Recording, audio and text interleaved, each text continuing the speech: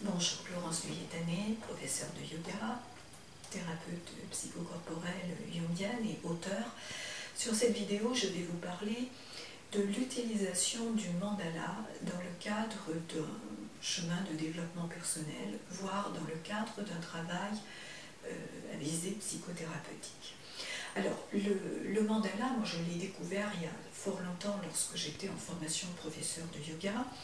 Puis ensuite, je l'ai abordé dans le cadre de ma formation de psychothérapeute et j'ai mis en place une démarche par la suite qui m'est personnelle, c'est-à-dire que je m'appuie à la fois dans une voie jungienne d'approche, mais une voie énergétique.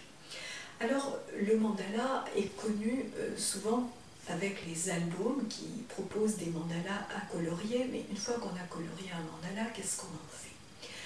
Alors, pourquoi est-ce que le mandala va participer à un cheminement intérieur et un cheminement qui peut vraiment être une voie des profondeurs? C'est parce que le mandala représente une totalité. Alors déjà au départ, le terme mandala signifie cercle, signifie centre. Et un cercle, c'est ce qui va contenir, ce qui va regrouper. Dans un cercle, vous avez nécessairement un centre et une périphérie.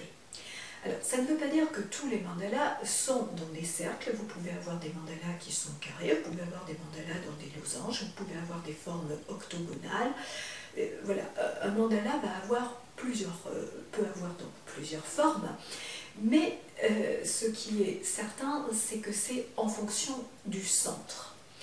Dans le travail avec le mandala, vous pouvez travailler soit du centre vers la périphérie, soit de la périphérie vers le centre. Donc ça, c'est fonction de l'orientation du travail que l'on veut donner, puisque le sens dans lequel on va travailler n'aura pas du tout le même impact au niveau de la personne. Alors justement, les impacts du mandala. La première chose, c'est que vous allez déjà avoir un certain lâcher-prise au niveau mental, puisque le fait de travailler sur ces formes va permettre dans un premier temps une détente, donc à la fois une détente mentale et une concentration. Ensuite, selon le thème sur lequel on va travailler, eh bien, vous allez avoir des idées qui vont venir, puisque si vous voulez, vous allez poser en fin de compte votre monde intérieur dans cet espace du mandala qui représente votre totalité, qui représente ce qu'on appelle en psychologie jungienne le soi. Alors, ce n'est pas magique, vous n'allez pas avoir une réponse dans l'immédiat. Hein. C'est une fois que vous allez avoir posé ça, si vous êtes accompagné par une personne qui connaît ce travail du mandala, il va y avoir une manière de regarder le mandala, de vous questionner quelque part et de questionner le mandala. Et c'est ensuite, dans le temps, que vous allez voir un processus, puisque pour moi, le travail avec le mandala relève réellement d'un processus. Alors parfois, il m'arrive de travailler sur une séance unique pour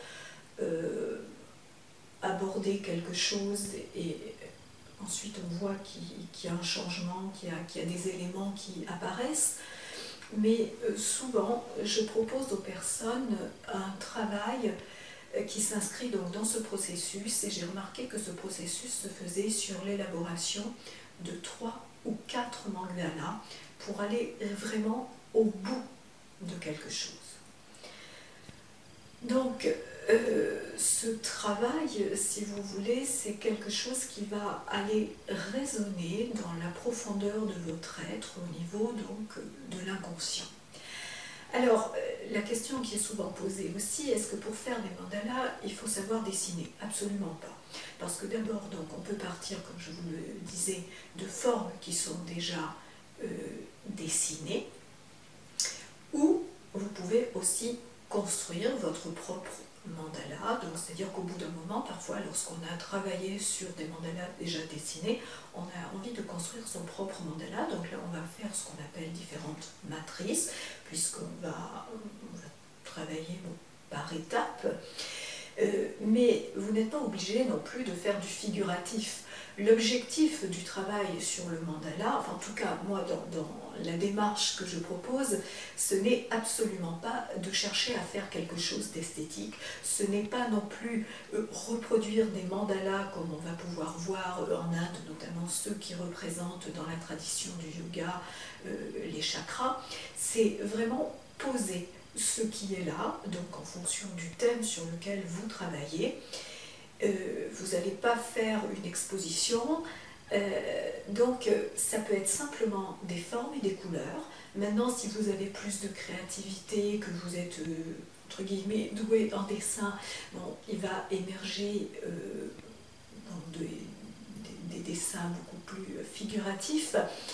Mais je pense qu'il ne faut pas se focaliser, si vous voulez, là-dessus. Parce que ce qui est très intéressant dans le travail du mandala, c'est justement ce travail des formes et des couleurs, où, une fois qu'on a posé notre espace intérieur sur cet espace donc représenté par le mandala, eh bien c'est qu'il va apparaître des choses particulières qui vont vous permettre de faire des prises de conscience et de passer à d'autres étapes.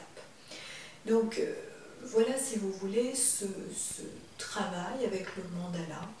Hein, et je vous invite donc à retrouver mon site laurenceluyedamé.com sur lequel donc, je propose mes différentes activités et notamment les différents stages et consultations que je propose avec l'utilisation du mandala.